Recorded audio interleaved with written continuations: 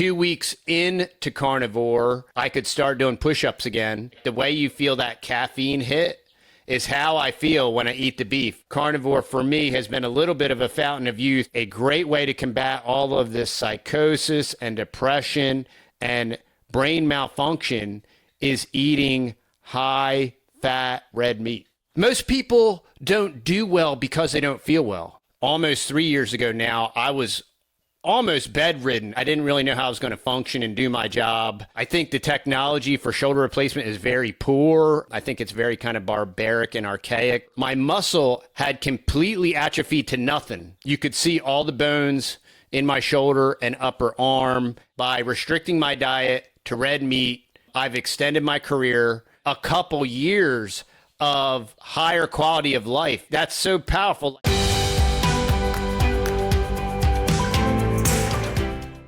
Hey folks, it's Dr. ShawnBaker here. Hey, if you or someone you love is suffering from chronic disease and you're tired of just managing symptoms with potions, pills, and procedures, I want you to check out Revero.com. Our team of dedicated professionals is committed to tackling the root cause of your issue and finally getting you healthy. Hurry up, though. Our spaces are filling up very quickly. Today we have with us TD, who's going to share us an interesting story, I think, about some shoulder stuff and maybe some other things. So, TD, let's start out with where are you in the world? Looks like I see a Texas symbol behind you. Is it Texas where you're from, or where you at? Yeah, we're in Northeast Texas, and we relocated from the Northeast about 11 years ago. So we've been here in Texas for the past 11 years. So is that like Lufkin or something like that, or where is that? North of Lufkin, near Longview. So more north of we're probably a couple hours north of Lufkin. Okay, yeah, I know where that is. So anyway, well, let's tell. What's your background? Tell us a little bit about who you are. So, I was born. No, I'm joking with you, but I grew up kind of like in a crunchy home where my mom read a lot, and we were real into like food and clean eating. So I grew up that way. I was like a real scrawny kid in high school. I think I graduated at like 135 pounds. So my senior year in high school, I got into weightlifting and weight training and strength training and large muscle group stuff. And so I was an avid strength trainer and strength training for a very long time. And I was able to gain, went from like 135, my peak, I was at like 193 and trained 6 days a week and felt great. Got married about 25 years ago now. My wife, we were both very interested in food and eating right.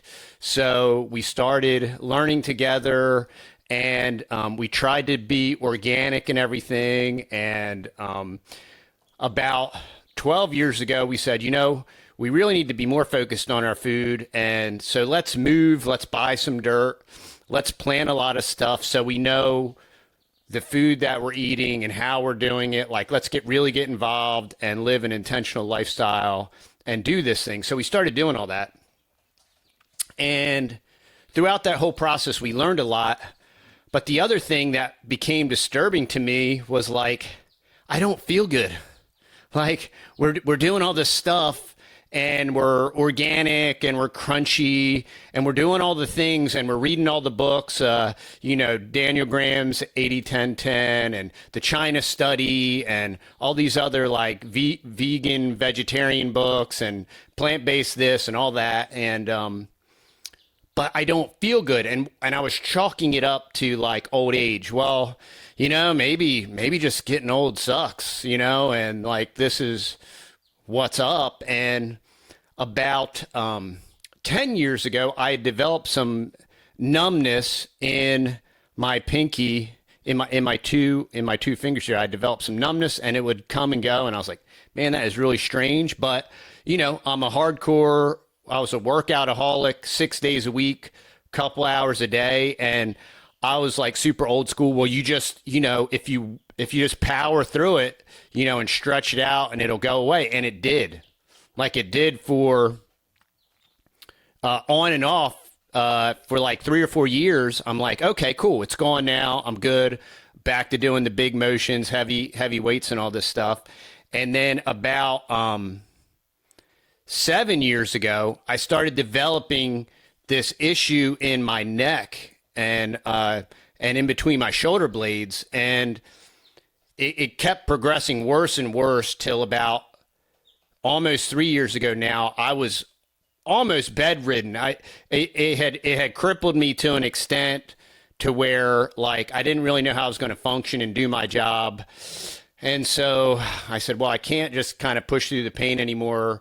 I'll go to an orthopedic surgeon and, get his recommendation. So I went to an orthopedic surgeon. They did x-rays and they did ultrasounds and I think they did an MRI and all this stuff. And he was like, wow, yeah, your shoulder is totally shot. He's like, you have the shoulder of like an 85-year-old guy that laid brick his whole life, And so I'm like, well, I'm going to get a second opinion. So I go to another orthopedic surgeon, and he was like, wow, yeah, your shoulder's shot. So I went to 4 different guys. They all said your shoulder's beat. Then my first orthopedic surgeon that did my son had injured his shoulder, and he rebuilt my son's shoulder. He was like, look, man, I looked at the x-rays again. I think I can clean you up and buy you some time and, give you another 10 years. And so I'm like, okay, I'm not an operation guy. Like I've never been operated on my life. And, I'm like, okay, let's do it. I got to do something. So he goes in there 3.5, 4 hours later. He was like, oh yeah, that is literally the worst shoulder I've ever seen. He said, you're missing about 30 to 40% of your labrum. And all my pain and issues with my neck and back were radiating from my shoulder. All the scar tissue had built up in my armpit, and it was putting pressures on the nerves in there and creating all this pain.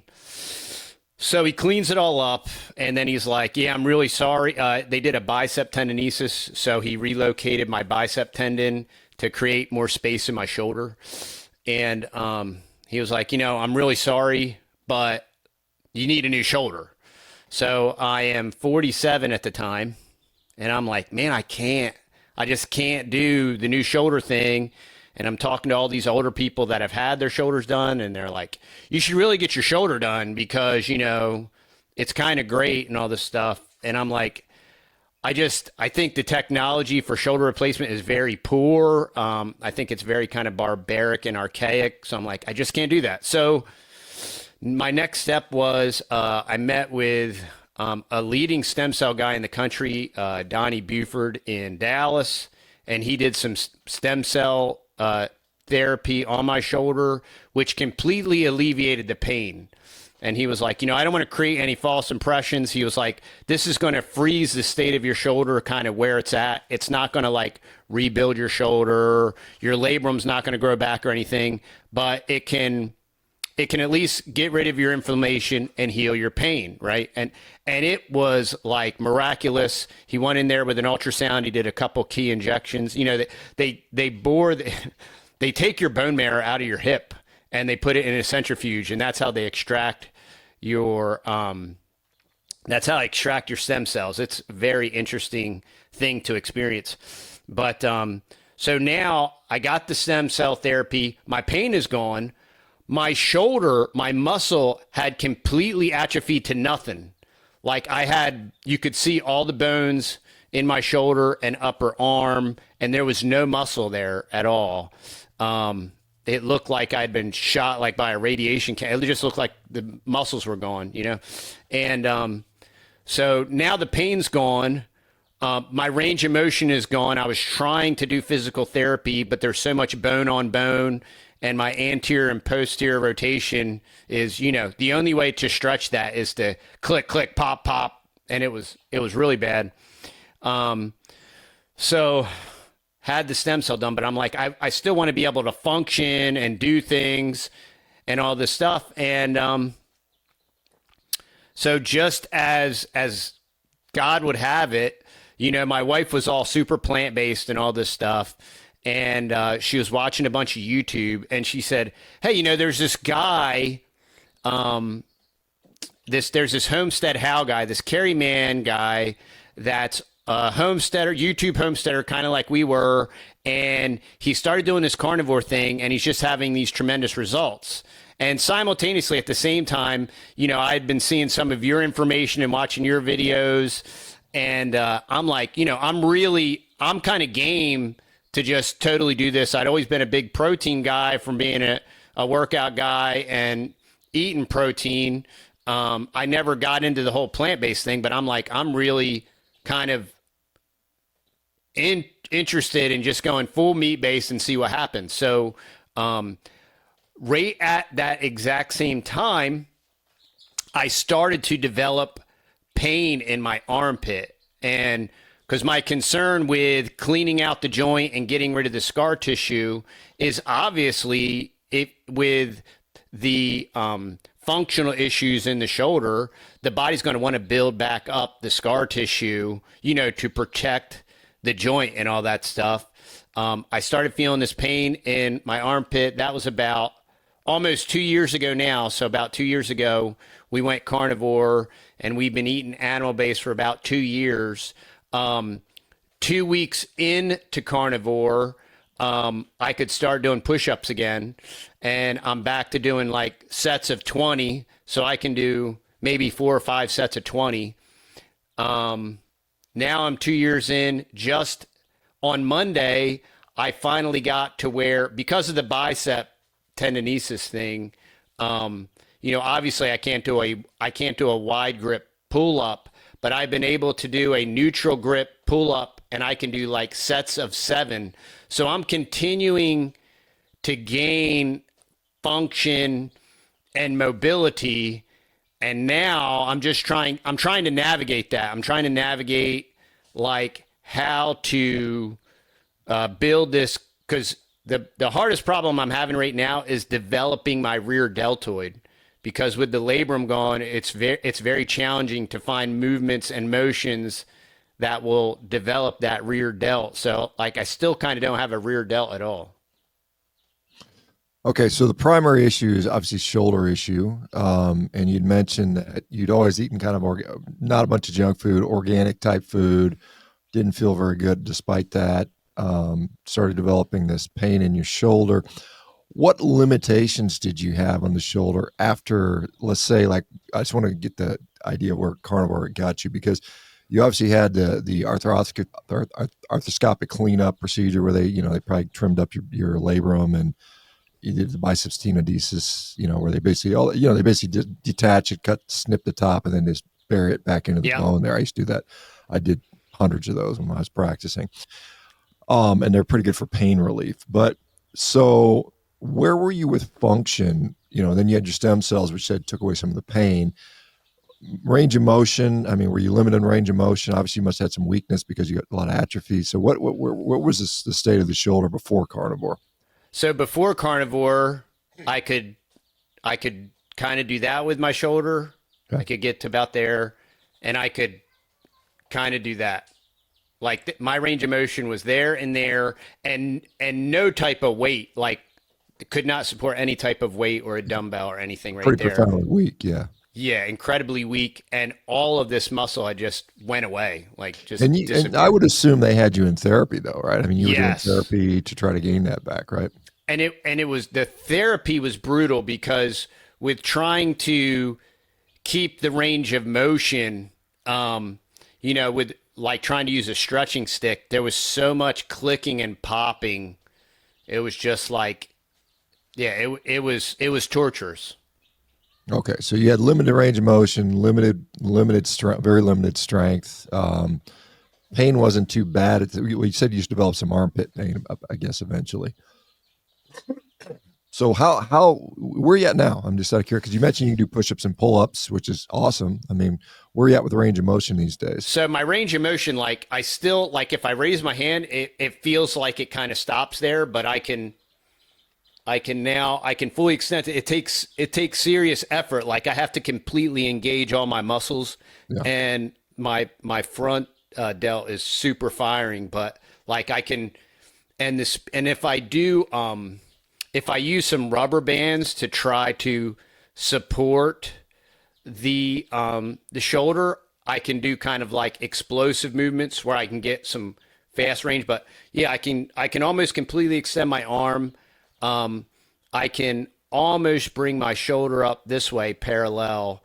And the biggest like ranges of motion that are like incredible, like with a standard push-up, there's zero pain and there's zero type of like, as I'm doing these type of movements, I feel a lot of stuff kind of going on in here. And I don't know if that's exclusively related to the bicep tendon being moved. But like when I'm doing push-ups, I feel no kind of restriction or impingement or something that's kind of fighting against that. Yeah. And so, I mean, obviously you had a couple guys tell you need a replacement, which, it sounds like you don't, I mean, based on what you're doing right now, I wouldn't personally be excited about a replacement. Because pain is minimal, pain pretty minimal, and your function is you're not going to get stronger from a arthroplasty from a replacement, I don't think. So you said within like a couple of weeks you started noticing improvements. How long did it take you to sort of get? I mean, obviously, I think it's still a work in progress, I guess. But what was the progression over time? When did you start being able to do push-ups and pull-ups and all those types of things? How long did it take you to get there? So push-ups from starting Carnivore, push-ups were like within the first 2 weeks. And it really felt like, even though I felt like my inflammation was at a low level, it felt like my inflammation really zeroed out about 2 weeks in. Now, as far as with pull-ups, that just happened this week. So I'm like 2 years in now, which that is kind of the encouraging thing is I still feel like I'm improving, and I feel like my range of motion and the support function of my shoulder is improving. I'm not delusional to think that I can completely hang from each arm with a single grip. So my grip strength is very strong in certain aspects, but it's very strange if nobody's ever had this type of shoulder issue. It's such a complex muscle, the way it incorporates with your hand and your forearm. It's incredibly challenging to try to rehabilitate because you feel so limited in so many different aspects of trying to rehabilitate the muscle. Are you on any pain medications or anything like that? Or were you on any pain medications at any point? No, I was just a kind of suck it up guy and don't take pain meds. Not like Tylenol, ibuprofen, any of that Yep. stuff ever. Nope. Just grind through. Yeah. Yeah. So when you when you initially when you were reading about carnivore, learning about carnivore, what were your concerns about? Were there concerns, negative concerns, or things that would make you think twice about doing it? I had read, I'm going to be 50 this year, and I had read Atkins stuff, and I had done Atkins back when I was training very hard, and I had quite a bit of success with Atkins. And so like I was familiar with like a lot of the general concepts. And so I personally didn't have any concerns. I'm just like, I got to do something and let's try it. And I had just had my blood work done. So I had like I had like a baseline. And then just a couple weeks ago, I had my blood work redone. And I mean, all of the taboo stuff that they talk about with carnivore, like all my cholesterol is great, my A1C is great, triglycerides are great, like all my numbers still look great. So I personally didn't have any concerns. I didn't think I was going to get like colon cancer and all of this propaganda stuff. I wasn't really worried about that. Well, you said you'd been exposed to China study, some of the plant-based stuff, so they would have obviously been very critical of meat consumption and had all these sort of associative data and kind of scare type stuff. Did you so let me ask you, you've been 2 years in now. Have you had any major negative effects from this diet? Absolutely. I've had no type of negative ramifications. I continue to improve. You know, we're pragmatic about it a little bit. I'm not like super puritanical.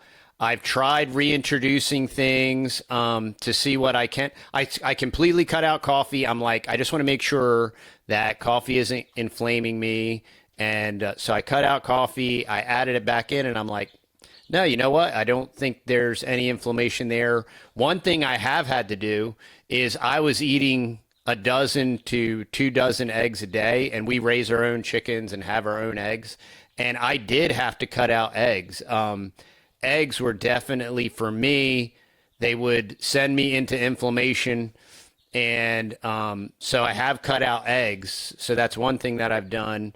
But basically, I try to, keep my fat intake up, and I eat about 2 pounds of high fat beef once a day. That's basically kind of like around like 5 or 6 o'clock. Okay, so I was going to ask you what you eat. So basically, your diet now is just basically red meat, nothing much else. Is that fair to say? Just red meat. I think chicken is kind of like a worthless meat, but we have started experimenting with using pork rinds and tallow to kind of like deep fry the chicken. And it's a really cool change of pace, something that I might eat like say once a month as like a change of pace. But even when I eat that, like the fat content is so low, it feels worthless to me. Like it just doesn't feel, versus if you're eating a high fat meat like a chuck steak, you immediately, like within 30 minutes, I feel it. Like I'm like, yeah, I got what I need. And it's kind of another thing that I noticed. We raise our own cows and we raise our own pigs. We have coonies. And so we had beef and we had pork, and I have a whole freezer full of pork. And so like I would mix it up between the beef and the pork. And what I noticed within the first 3 months was like, when I would eat the pork, I'm like, I eat the beef, and within 30 minutes, I'm like, yeah, I'm good. I would eat the pork, and I'm like, I didn't kick in. Like, for me, the beef is literally like if you were to drink an energy drink, like the way you feel that caffeine hit is how I feel when I eat the beef. When I eat the pork, it doesn't happen. And the other thing that's happened to me is with my beef, I always like my beef medium rare. But the longer that I'm on carnivore, I continue to cook things more and more rare, to the point where like I almost want to eat the ground beef rare. I know that might sound a little bit weird, but I've started experimenting with like different things like dry aging. And if you are doing carnivore and you haven't tried dry aging, I highly recommend it, because it eliminates all the stuff that people psychologically are scared about meat, like all the myoglobin, or however you say it, that all the juices that come out when you're doing the dry aging process. It's making the steak more tender, and it's reducing that inner muscular moisture. And I think it's a super game changer if you are eating carnivore. I think dry aging is definitely something to try out. Do you do your own dry aging at home? Yep. Yeah. Just on a rack in the refrigerator, like Yeah, super non-technical. Take it out of the packaging, put it on the drying rack, and then I salt it before I put it on the drying rack, and then I'll turn it usually. And right now, I think the longest I've dried aged anything is like 4 days, but I think it's great. Okay, so kind of like dry brining more Yep. and more so, because a lot of the dry aging will go on for like, 30, Yes. 40, 50, 60 days sometimes. And Yeah. that's a little bit different. I usually have machines for that, or special bags you can use, which is interesting. I don't know. I guess I'm not particularly scared of the myoglobin. I kind of like the juice, but some people might think it's like blood or something. And Yeah, exactly. A lot of people are like, "Oh, that thing is still bleeding." I'm like, "Well, it's not Yeah. blood, but Yeah, there's no blood in there. But no." what about So obviously shoulder function is improved dramatically, which sounds like that's pretty fair to Yes. say. Did you notice any other benefits that have occurred that you just maybe even didn't think would happen, or anything else with your Well, health that's improved? yeah, it's fascinating. I mean, well, brain fog was completely eliminated. I didn't know that I had brain fog until it went away. I was and once again, it was something. Wow, when you get old, you just like walk into a room and you just forget why you walked in there, and like getting old is terrible. So soon as within about a month of carnivore, like that went away, and I'm like, wait a minute, like I didn't even realize it. And then I had a bone spur on my heel that would act up and really hurt me. And within about 6 months, that went away, and that hasn't flared up or come back. And then another very interesting thing is I'd never had eczema. I'd never had any kind of skin issues ever. And about 5 months into carnivore, I had developed like a very heavy rosacea around my elbow. And 6 months in, I had this, and it was all, and it would actually, if I bumped it on something, it would actually crack and it would bleed and different things. And I developed this rosacea on my elbow, and and I didn't even notice it. My kids are like, "Daddy, what's up with your elbow?" And then because I can't, I spin it around. I'm like, "Oh wow, yeah, I'd never had that before, never noticed it."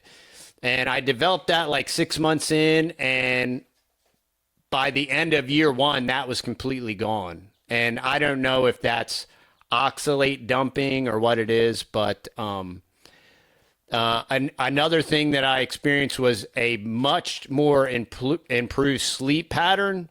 That's one thing that I'm still trying to work on, because 3 to 4 months in the carnivore, I had like a 3 or 4 month window where I was sleeping optimally. Like I would sleep great. I might wake up like once a night. But I was getting incredible sleep for about 3 or 4 months.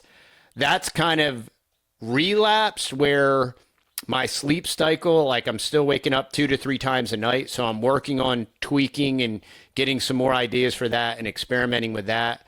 But I had dramatic improvement of sleep, and just all these other little intrinsic benefits that you didn't even realize that I was actually ailing from. Almost exclusively, I chalked everything up to being old.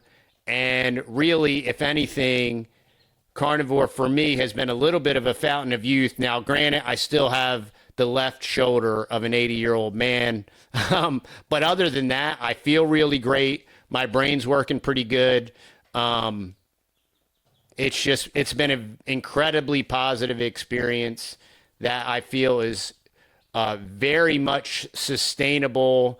And for now, this does appear like this is the way I'm going to eat until I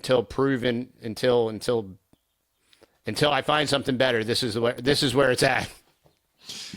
How has your family received this? Are they doing the same thing? Are they skeptical? Are they supportive? I assume they're supportive, but what's the story on that?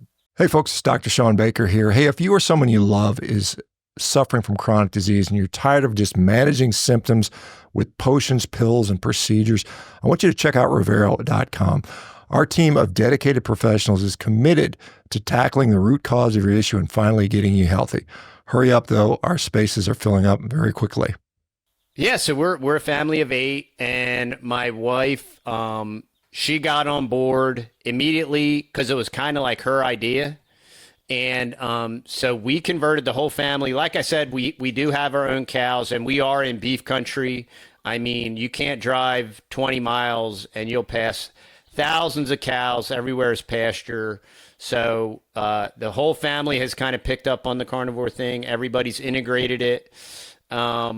Everybody's doing very well on it. Now with the kids, we're much more flexible, and we allow some fruit, and we do some dairy. We do a little bit of cheese, but every time we introduce more dairy, there's always issues from it. So we're always like fluctuating with the dairy. We used to have our own A2 dairy cow, and we used to milk and do all that stuff. But yeah, all the families on board. Our youngest is 6, our oldest is 20, and everybody in a large part is eating this way. And I guess since did your wife see an improvement as well? I mean, did she notice in anything? I mean, I know maybe I can't speak fully for her, but yeah, my wife had, so prior to Carnivore, she had some massive thyroid issues. She had 2 very large goiters on her thyroid, and it was diagnosed as cancer. And we went to MD Anderson, had a biopsy. And see, this is when she really tripled down on plant-based and started doing a lot of juicing and different kind of like plant-based type therapies, was to kind of work against the cancer. And it did help considerably with the goiters. So that by the time we went to MD Anderson, the biopsy came back negative. But what has happened in the last year is we had another ultrasound done on the goiters, and they have dramatically shrunk. One has shrunk to more than half, and one has shrunk about to an eighth of the size it was. So she has seen a dramatic improvement. My wife was always scared of meat. Like, my wife, if and when she ate meat, she never ate steak. It would always be like chicken or salmon or something like that. And if she ever did eat a steak, she would just destroy it and cook it till it was like a hockey puck, and then, chew on it like it was a chew toy or something. And but now, yeah, she's totally on board with the beef, and she mostly eats ground beef. She eats a lot of hamburgers, but she does like steaks. And prior to going carnivore, she was completely skeeved out by meat. She thought it was gross and disgusting, and she's just, I can't do it. And she would never consider eating it medium rare. Like, absolutely not. Like, it has to be completely destroyed and turned into charcoal. So now that she's doing that, how did it affect her thyroid, by the way? All of her numbers look great. Her blood test came back great. She's feeling a lot better. She is supplementing with iodine and different things and doing like a thyroid protocol, but she's sleeping better. She's feeling better.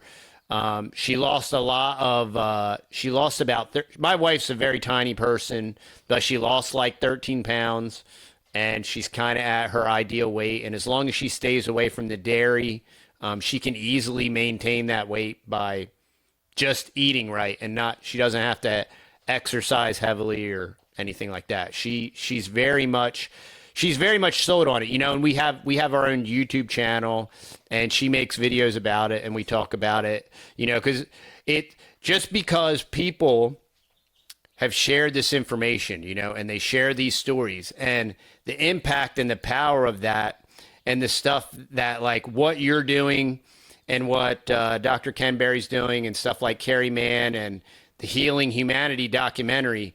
There's so much power in people telling their stories, because how I was saying earlier, I was into Atkins, and I had read all these books, and I'd read the China study, and I'd read Daniel Graham's book, and there's so much noise out there. There's so much propaganda. A lot of it's like Seventh-day Adventist and Loma Linda and Kellogg propaganda, but then there's so much noise when it comes to health, and it creates a very confusing environment. Well, this expert said this, and this expert said that, and they completely disagree, right? Well, in 2020, we had all these experts saying all this stuff, right?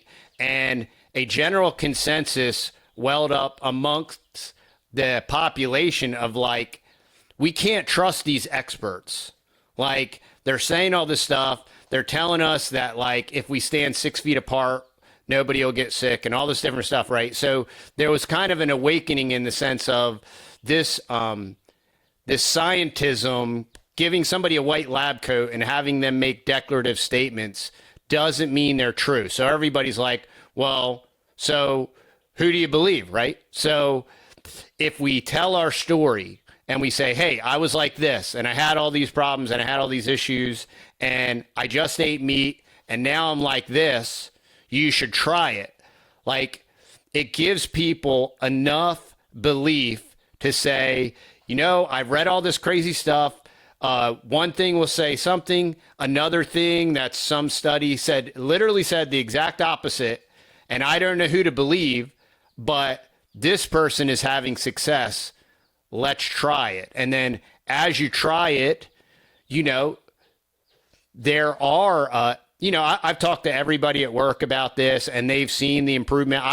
Two years ago, I had to come to the owner of the company I work for. And I said, I don't really know what I'm going to do. And I'm one of the top guys at the company. And I said, I don't know what I'm going to do, but I think I'm going to have to retire.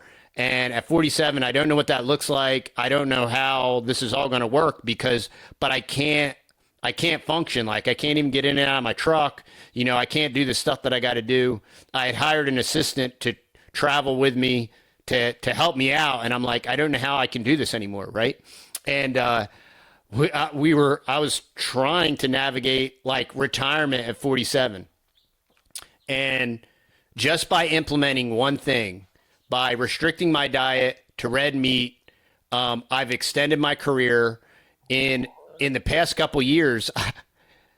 In the past 2 years, by extending my career, I've made $500,000.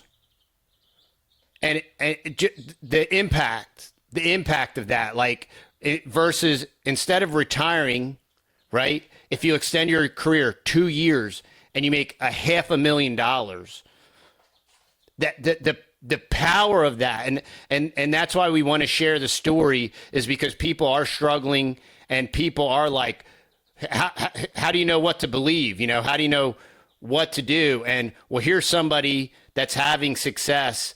And if it just gives them a couple years of a higher quality of life, that's so powerful. Like, you kind of can't put it into words. Yeah, and the quality of life is tremendous. And so, what kind of work do you do? Just if you don't mind sharing that. I do construction sales. Construction sales. Okay. Mostly commercial construction sales. Commercial construction. And the limitation was just you could barely function and get in and out of your truck and. Yeah, and I have to set a ladder a lot, and trying to set a 20-foot ladder with one arm is a serious challenge. Gotcha. And so, do you find it now, outside of the improvement in physical health, your productivity has gotten better just with work in general? My production has gotten exponentially better. The division that I run is growing, expanding. It's almost doubled in the past 2 years. And that's what's so powerful is, like, I literally went and I run the division, and the division went from almost not existing, because if I wasn't there, it wouldn't exist, to doubling and maybe tripling this year. And it's all because of steak. It's all because of beef. Like, I know that sounds way oversimplified and whatever, but it's absolutely true. And it's kind of weird. And I'm a Christian, and it's by the grace of God. I'm not discounting any of that, obviously, but I say that to encourage people. Eating steak for 30, 60, 90 days is definitely not going to kill you. The very real reality is, within 30 days, it's going to help you so much that you're going to be like, yeah, I'm going to do this. It's going to encourage you that much, and you just have to do it. And, I've been watching all these videos and I've been seeing all this stuff, and people have been telling me this, right? And I know I should do it, but because of whatever, complacency, because of people are in a rut, because same old, right? They just never do it. And my message to you is, today is the day. You've been waiting for someone to tell you, and I hope that this is what it takes for you to just try it. Nobody's asking you to sign over your firstborn child and promise to in perpetuity that you're going to do this. But try it for 90 days. Try it for 30 days, right? And see what happens. And if these ailments and this brain fog and this lethargy and this I have no energy and or I'm depressed. I never had problems with depression once I got into my 20s. I never had any issues with it. But depression, psychosis, and malfunctioning brain function is epidemic in this country. It's the norm, and a great way to combat all of this psychosis and depression and brain malfunction is eating high fat red meat. You know, I can imagine like at a construction office, you probably find like a bunch of donuts and stuff hanging out there. You wouldn't even know, man. It's like just baked good trash 24/7. Any vendor that comes in, it's donuts and kolaches, or it's this like uber primo baked, like schwanky baked good thing from this specialty bakery. And it's just like, it's always there. I mean, it's always there. It's always fresh.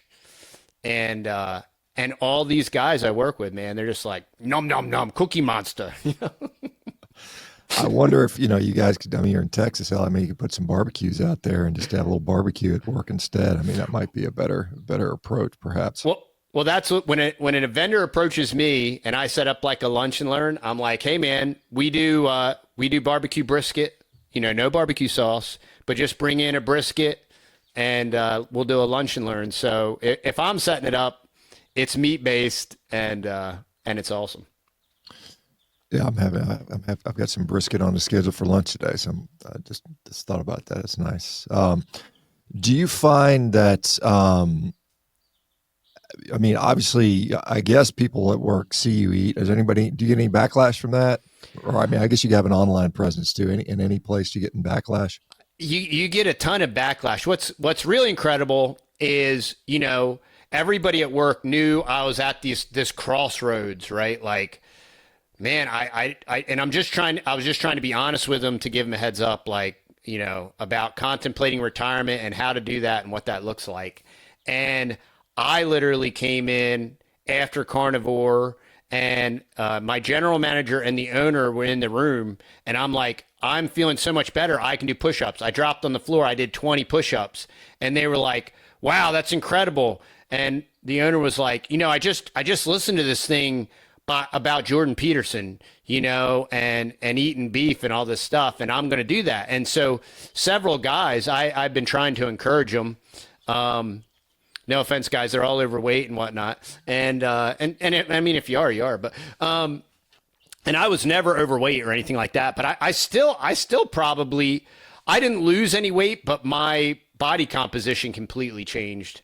And I wasn't carrying around a lot of weight, but I encouraged a bunch of guys, and they said, yeah, we're going to do it, and they've started to do it, and nobody's followed through with it. I do get a lot. Now it's kind of like poking and prodding because of all the, like they'll say, hey, there's specialty baked goods in the lunchroom, and I'll put something in the chat like, not today, Satan, so there's a lot of joking going on, or if I drop like a really big sale and powered by beef or something like that, or one of the sales manager created a action figure in my image, and it had like a T-bone steak and a kettlebell and a stack of hundreds or something like that. So there's that kind of stuff going on, which is kind of cool. But I want to get these guys because most people don't do well because they don't feel well. You know what I mean? And if people can implement a health strategy and an eating strategy to just improve their energy and their mental clarity, they can achieve incredible things. You can take your commercial component of your company, and it can go from like almost non-existing to maybe doubling and tripling in a couple years. And honestly, it's just a state of mental well-being. Obviously you have to be able to function and perform, which is part of it. But, there's a component to this idea that kind of obviously goes past carnivore and eating, but the mental and personal well-being and the energy that it gives you, that's why I really think it's an incredible movement whose time has come, and it is kind of essential. You said it with the action figure that they made of you had a kettlebell. Are you somebody who swings kettlebells as well? Or I absolutely, and it's very much a challenge, obviously, with the left shoulder. But I was a big Russian kettlebell guy. I had basically gotten my lifting routine down to really heavy kettlebells and doing all different kinds of swings, and that was like my jam. Like 5 years ago, I'd do like a 20 to 30 minute kettlebell routine, like 3 days a week. And it was, if you haven't monkeyed with kettlebells are next level awesome. Yeah, I can. Well, I'm wondering, you think you can do a Turkish get up with your bad arm? Is that something you can? Not with my bad arm. I think I could with my good arm with some more training. I haven't started reintegrating kettlebells yet. Yeah, I was going to say that might be beneficial to you. Be interested to see how that goes. Let's see. Now, online, you said you have a YouTube channel. So what's the focus of the YouTube channel? So our YouTube channel is called The Texas Boys. It used to be kind of like about homesteading and raising kids, but our kids have gotten bigger. Our big kids have gotten bigger, and they're growing up, and they started their own company and business. So now our channel has become a lot about just our daily life. It's become about our success with carnivore. We've also branched off and started a podcast called the Fearless Podcast, which you've been on a couple times. Mm-hmm. And so we're interviewing interesting people, talking to them. But our channel is basically, it's a little bit about the boys' construction business and what they're working on. It's a little bit about, my wife does some day in the life kind of stuff with the little kids and homeschooling and our diet. And then I do stuff about like talking to interesting people, putting out important information. We have our own website. We do sell beef locally here through our website. So that's another thing that since we got involved with carnivore and having success, we said, hey, what if we just kind of tried to stretch and expand a little bit and offer this to other people here in East Texas so that they can have a high quality meat source and maybe start to improve their health as well, and we could be part of that. So how old are your kids? What do they range from?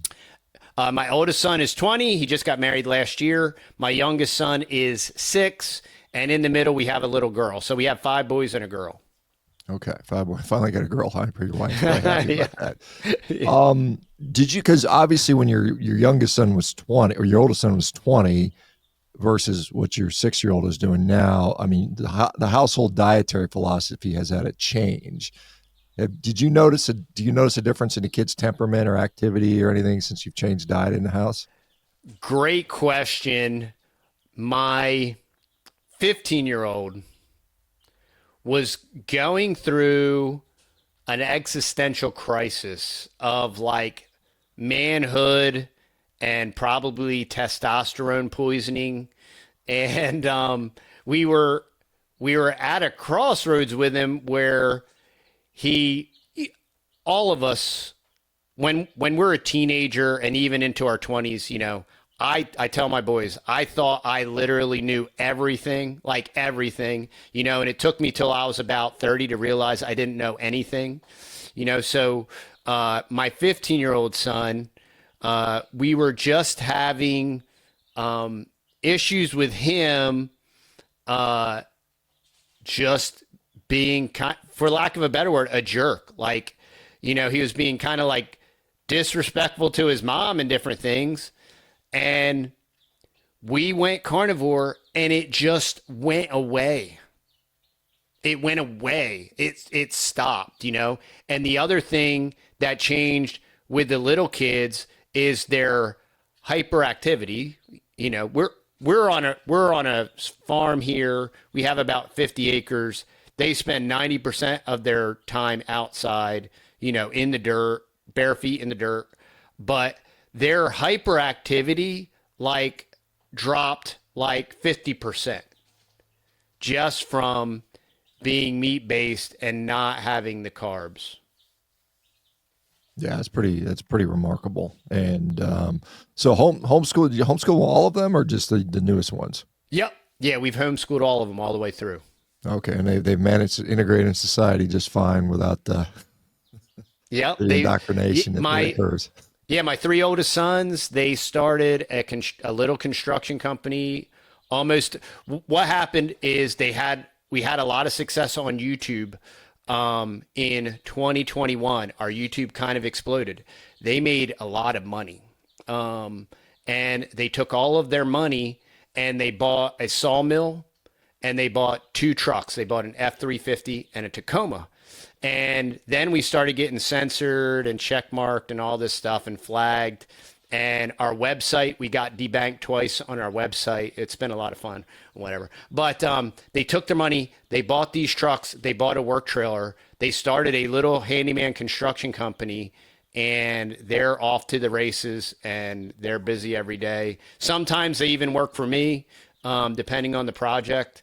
So, yeah, they were able to convert this kind of like YouTube thing idea into a real kind of brick and mortar business that feeds their future and funds their families and their future. They're good for them. How old are they now? So the oldest is 20. He's building his own house on the lot next door, and the second oldest is 17. My second oldest son designed and is building his oldest brother's house. He's done all the electrical, all the plumbing. He did the design work, and it's almost done. It's about 80% done. Just the interior finishes need to be done. And then my third oldest son is really into leather work. So he'll make like belts and custom wallets and stuff, and that's all available on our website. So I've always taught my kids to be entrepreneurial. There's no point in having an opportunity if you're not going to take it. And I believe, in my opinion, being an American and living in America, it's a mandate. You know, it's a mandate to like, hey, if you're not going to use the opportunity you've been given, the opportunity will go away. And if you're not going to steward that opportunity, you know, you might as well be in China. You might as well just be in China if you're not going to take advantage of all the opportunities that are still available. So I instill entrepreneurialism into all of our children. That's why we have the website. It's a lot of Homestead goods. They make a lot of the goods. Like now the little ones are coming up and we're integrating a new tallow skin care line and like tallow soap. So they work with their mom to help create and manage and develop that stuff. So that's all part of our homeschooling ethos, is just, you know, and this is what makes them not awkward and have the social skills. Because if we go to the feed store to get the feed for the chicken, we'll send in a couple of the little ones and say, hey, go in and ask them for this stuff and pay for it. You know, this way they're getting kind of like real world experience and interacting with people. So they're not like a bunch of these homeschool weirdo kids that Tim Hawkins like writes songs about, like mocking these kids that look weird and act weird, you know, because we're living life and they're fully integrated into society and they have to interact with people and talk to people and be nice and communicate. Yeah, good for you. Good for you and good for them. Well, we are just about out of time here. So maybe just share again the location for people who want to find out stuff, you know, your channels, social media, maybe if they want to get something from your leather from your kid or whatever, where do they go?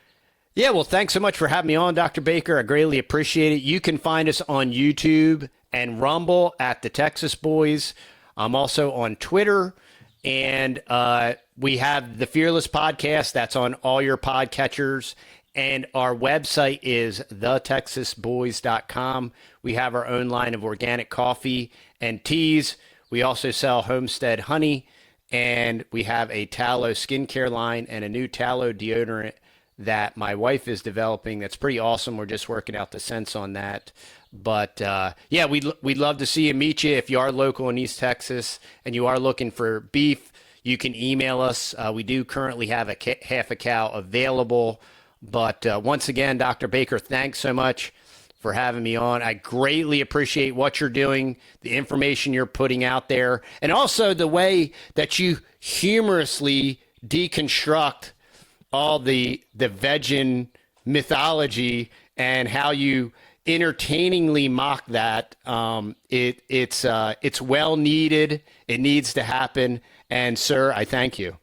Well, I appreciate it. Thanks a bunch. And yeah, I mean, good luck with what you do. Thanks for coming on. Appreciate it.